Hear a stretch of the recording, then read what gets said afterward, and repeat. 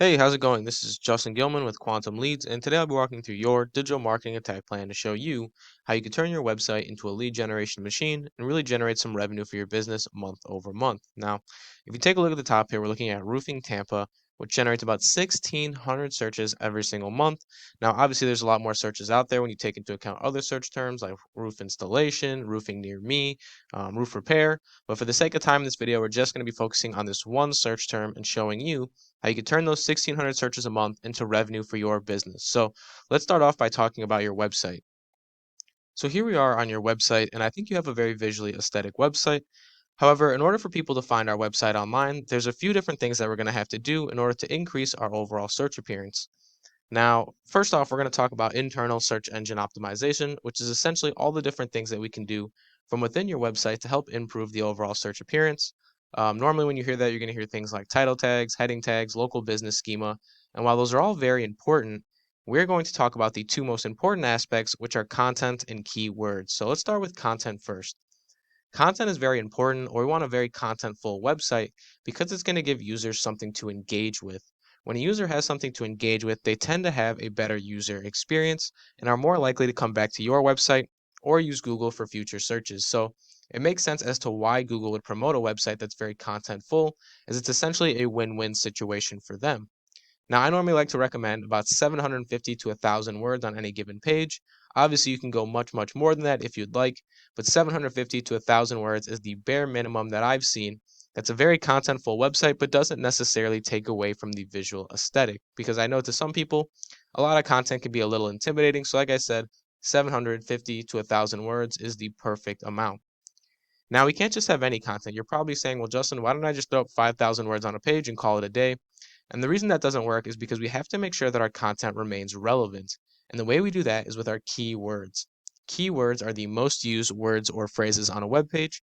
And based on these keywords, we are going to tell Google vital information about our business. Normally, I like to tell people that with our keywords, we want to answer three main questions, which are number one, what do we do? Number two, where do we do it? And number three, lastly, who are we? So let's see if we can answer those three main questions with our keywords and see what you're using so far. So here we are on a tool I use called Keywords Everywhere. And if we scroll down here, you're going to notice your most used keywords. Now, when it comes to keywords, like I said, we want to answer those three main questions. So let's start off by looking at your first six keywords for the sake of time. I do recommend further optimizing, but like I said, for the sake of time in this video, we're just going to focus on the first six. Now, taking a look at your first two keywords, we want very industry specific keywords in these positions. So roofing at number one is perfect. However, you have your brand at number two. Now, we are going to include our brand in there, but not at number two. So at number two, we want some sort of complement or modifier to the first keyword. So if roofing is number one, we're going to want roof at number two, or maybe home if you do more residential jobs.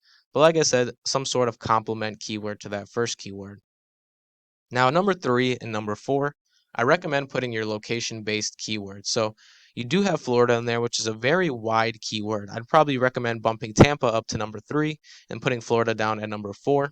Like I said, these location-based keywords are going to be very important because it's going to tell Google exactly where we do business and help them drive local traffic to our website. Now, number five and number six, I recommend putting your brand in there. Like I said, you do have your brand up there, but we're going to want to move it a little bit down. That way we could put more emphasis on those other keywords while still keeping our brand in the top five or six. Now, the reason we want our brand in there is because, yes, we're going to have people who look for Tampa roofing and they're going to find our business. But at the same time, some people are going to look for our business by our business name. And when that happens, we want to make sure we appear for those searches. And we can do that by putting our brand in there. So just a quick recap, one and two, industry specific keywords, three and four, location based keywords, and five and six, we want our brand in there. Let's take a look at one of your competitors and see what they're doing as far as content and keywords go. So here we have Tampa Roofing, and they rank on the first page organically for roofing services in the Tampa area.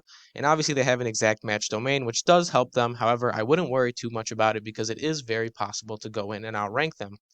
So let's go down and take a look at their website. Now, right off the bat, you're going to notice that they don't have a lot of content on this page, and that allows us to go in there and really outrank them in that aspect of SEO and really push the margin. So we don't want to just barely beat them. Like I said, we really want to push that margin and go above and beyond. But also, like I said, they don't have a lot of content, but there are ways to sneak in keywords here, whether it's behind images or even just, some stuffed into content. So let's take a look at their keywords and see what they're using so far. Here we are back to keywords everywhere. And if we scroll down here, like I said, we're going to look at their most used keywords. We have roofing at number one. Then we have Tampa at number two. Like I said, you did have Tampa in there, but we want to move it higher up because our city location-based keyword is very, very important for local traffic. So you see it here. Like I said, they put it at number two. Then they put systems, and they put Tampa roofing company, and a few different keywords. But ultimately, we want to focus in on the list that I gave you, as well as use this for some suggestions in order to create the strongest keywords list possible. So, like I said, use this along with the suggestions I gave you, and you should start to see some really good results or really be able to build out your keywords list. But let's go back to your website and talk about external search engine optimization and how it ties into everything.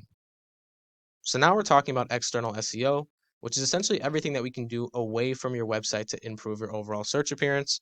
Now, in this case, we'll be talking about backlinking. Backlinking is very simple, just a link from one website to another. However, from an SEO perspective, a lot more is happening. When you are backlinking to another website, you are essentially saying that you trust the information that is coming from that site, or you trust the website that is representing a business. So really big thing to say to Google, because ultimately, if we can get backlinks from quality websites, it's essentially the same thing as telling Google that we are a trustworthy business, and it can work our rankings very favorably and move us up a good amount of positions. However, we have to be very careful because just like we could tell Google that we're a good business, we can also tell Google that we are a non trustworthy business or a harmful site by getting backlinks from sources that are not quality. Now, you see it all the time when people buy $50 worth of links off Fiverr. They get 10,000 backlinks and their site crashes immediately, or I should say, crashes 50 ranks immediately. And the reason that happens isn't a mistake, but rather because you have 10,000, references telling Google that you are a harmful or spammy site. So we don't want that to happen. But let's take a look at your overall backlink structure currently and see what you're working with. Are on a tool I use called Ahrefs, and you'll notice your website has a 14 UR, a 15 DR, generates about 434 users per month, and a traffic value of roughly $1,500 month over month. But let's break down these metrics a little further so you can understand what they mean. UR stands for URL rating, and what that is the individual power given to a single web page. So in this case, we would just be talking about the power your homepage generates, which is a 14 UR. Now, DR, on the other hand, stands for domain rating, and what that is the power that goes through your entire website. So, not just your homepage anymore, but also any service pages you have, your About Us page, your contact page. Every single page combined into one is your domain rating or your DR, which is a 15. Now, we want the best of both metrics along with a strong internal SEO to create the strongest website structure possible and really generate some value to our business, which brings me to my next topic, which is traffic value. Now, traffic value is assessed based on the buyer intent of each user, determined from the keyword that they come from. So, to give you an example, somebody who's looking for roofs doesn't carry as much traffic value as somebody looking for roof repair or roof installation. Now, the reason being is that somebody looking for roofs could be looking for a picture of a roof or maybe even just an article about roofs. However, we don't necessarily know. Whereas somebody looking for roof repair or roof installation is looking for a direct service and 9 times out of 10 is looking to make a purchase. So roof repair and roof installation will get you a lot more traffic value per user. Now, that's not to say that you only make $1,500 a month. However, like I said, this is the value assessed to the traffic that is currently coming to your website. But let's take a look at your competitors and see what they're doing as far as these metrics go. So here we have Tampa Roofing again with a 28 UR, a 7 DR. They get 185 users every single month, but roughly $2,300 worth of traffic value. So this is a case where this website is not only stronger, but they've really adjusted their targeting because although they're getting less users, they're getting a lot more value out of their traffic based on the targeting that they have. But this is definitely a good correlation of a strong internal and external SEO structure and the amount of value that it can generate for your business.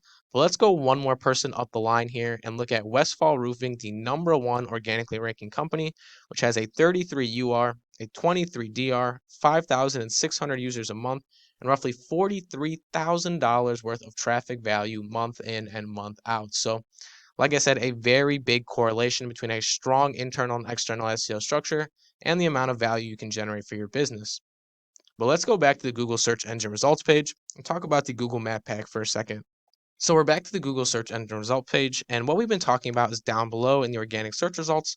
However, if we scroll back up, we also have this map pack here, and this is very important because it essentially gives our business two different places that we can win on Google. We can win down below in the organic search results, or we can win up in the map pack. And if we can do both, we can essentially guarantee that 1,600 people see our business first before looking at another competitor. Obviously, a very valuable tool and a lot of potential here. Now, to get into the map pack, we first have to verify our business via postcard with Google, which is 100% free to do. And number two, to rank in the map pack, we have to adhere to the different factors that they're looking for. So, number one, they look at that if you filled out their form to 100%. The reason I say 100% is because the more information you give them, the more reputable your business looks. Number two, they look for a strong organic presence, which is why SEO is so important, because not only does it help down below, but it also influences these results in the map pack. And number three, what they look for are citations. Now, citations are all the different places your business's name, address, and phone number are listed online. Some popular citations are things like Yelp, Yellow Pages, Yellow Book, Facebook, Instagram. All those are different citations you can give for your business, and they all help with the Google My Business profile or the Google Map Pack. So let's take a look at how many citations each of these companies has and determine how many you'll need to really go in and start outranking these guys. So now we're in a tool I have called Whitespark, and you'll see Stay Dry Roofing has 54 citations, Quality Roofing Inc. has 47, and Rainer Roofing LLC has 37. So a good amount of citations in here.